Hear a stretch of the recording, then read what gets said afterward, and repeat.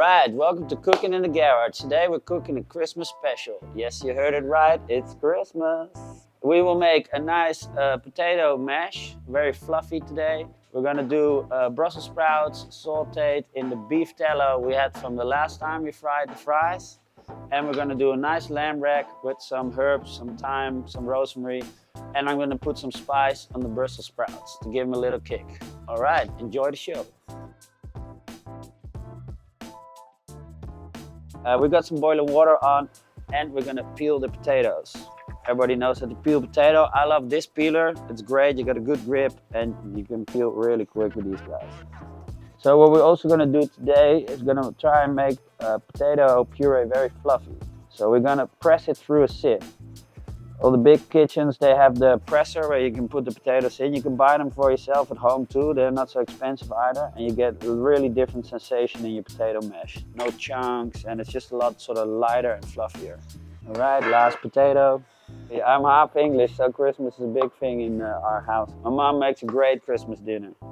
You'd have roast potatoes, you have Brussels sprouts, you have parsnips, you have the turkey stuffing with bacon rolls around it. You have gravy, of course. You have some cranberry sauce with the turkey. And it was really funny, my granddad, he always had this electrical cutter. He'd always cut the turkey and he had this like very classic machine, like always reminds me of Christmas. There we go. Put a bit of salt in the water, always nice. And then give them a boil. Probably like 10 minutes, 12 minutes, and then they'll be gone. In the meantime, we can get the Brussels sprouts.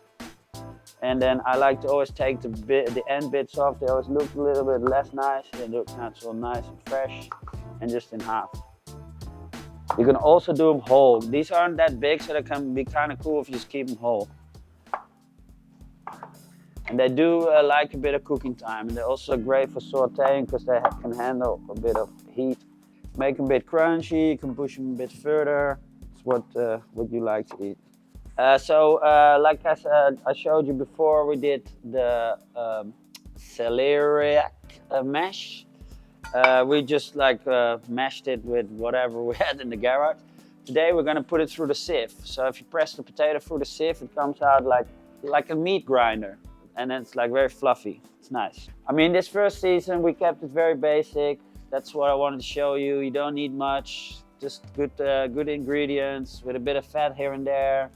And then bring it up to taste with some herbs, some spices, and then you have great food. And then probably next season we'll get a little bit more into recipes and we'll start cooking a bit more. But if you followed the episodes and you liked it, you want to join in for some more fun, next season we're gonna go all the way.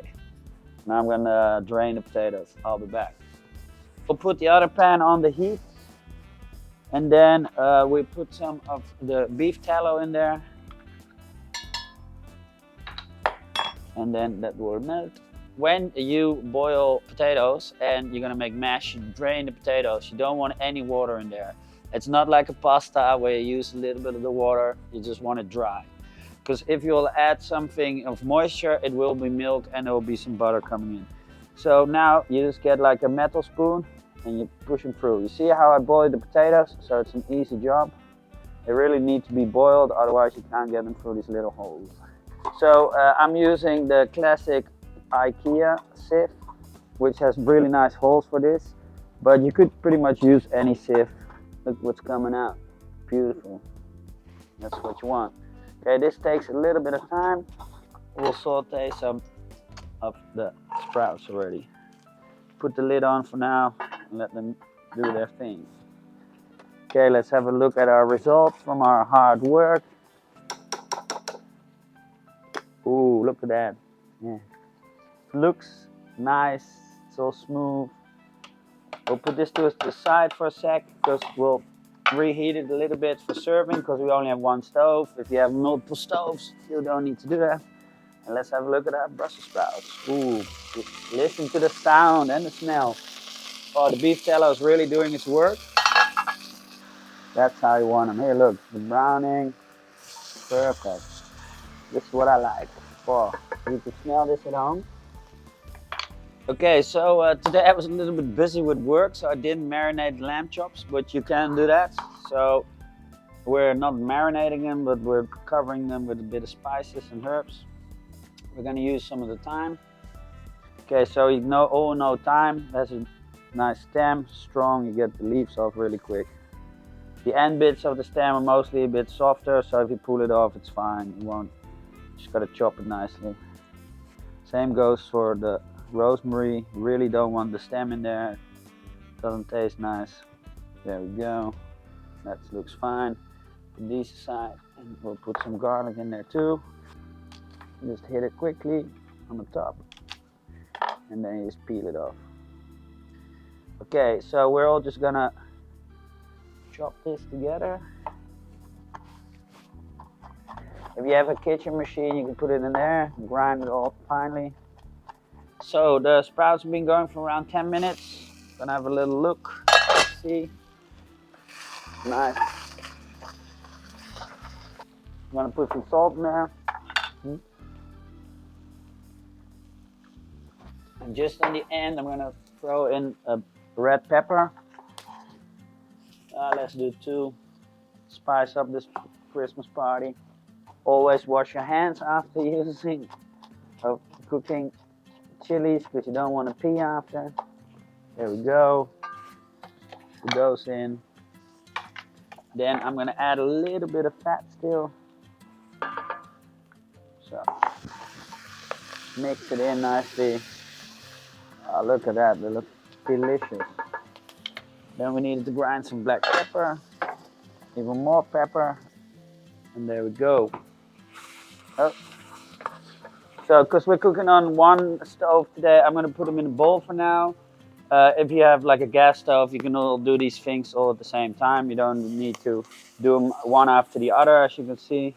All right, now we're gonna rub the meat. So we're gonna do a tad bit of olive oil to make it stick. Not that much, just slightly. We go low, and then we're gonna put some more of the tallow in there. Finish all the tallow we have. And then we're gonna use our herbs and spices. Flip it. And we'll put some on here. There we go. And then we'll go put it in the pan slowly. Slow heat so it's not burning. You don't want all the spices and herbs to burn right off the bat. Let it sit there for a bit. So you just gotta focus a little bit on getting it done nicely. I'm gonna put a lid on it quickly so we make a little oven style. So we got some heat coming from the top too. Don't go too high on the heat below, because then you'll burn it a bit more. You're rather off a little bit lower and taking some time for it, like in an oven. Hey, let's not sleep on it, and let's have a look how it's doing. Oh, ooh, that's nice. Oh, the thyme and the lamb, they look perfect. We're not burning it, just browning it. Do a little bit longer on this side. So we're gonna cut some butter to put in the puree. So the classic thing in France is they say 1/3 butter, 2/3 potato. It's Christmas.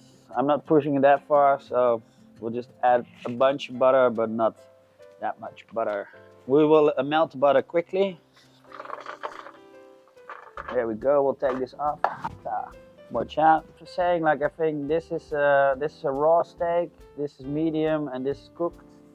So you can see like the bouncy of your hand, the softness or the stiffness, that's with the meat too. So if you press it, you can feel like here, we're still in this area, like super soft. And we need to be here. Put the lid back on with a little gap so the moist can go out a bit more. With some imagination, you can see this very hot puree.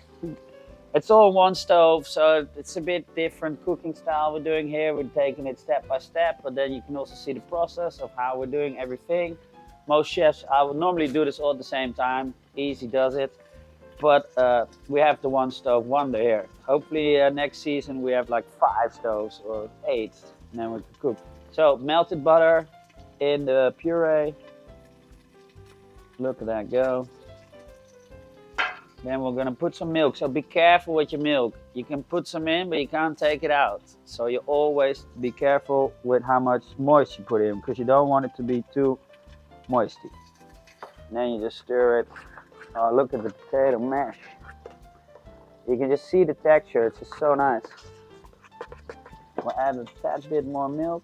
Just go by feeling. Don't know the measurements, you don't need the measurements, you just need to look at it and feel it. Here, look. Oh, look at that. So lovely. We can hear our pan going wild, so let's have a look before we burn it. We don't want to burn Christmas dinner. Oh, great. So we're adding salt. And this is a good time to add white pepper, so you don't see the flaky bits in here. If you just use black pepper, it's fine too. Some people don't put pepper in their potato mash. It's up to you. I like the kick.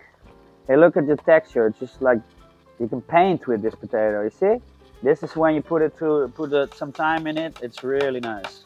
Like I explained before, goes well with the white potato mash. I added plenty, and I want a bit more salt. Don't put too much. You can always add more. You can't take it out, then you ruin your cooking. We're gonna heat up the potato mash quickly. We'll heat up the Brussels sprouts and we make some nice plates for Christmas. Mash does keep heat a while, so this is why we're doing this one first. Then we heat up the sprouts quickly. Let's give it a try. Now follow the bone. Oh, the bone's a bit crooked, sorry guys. Tad bit rare side, but I don't mind. If you want it cooked a little bit further, let's finish the plate. Nice piece of potato mash. We'll add some sprouts.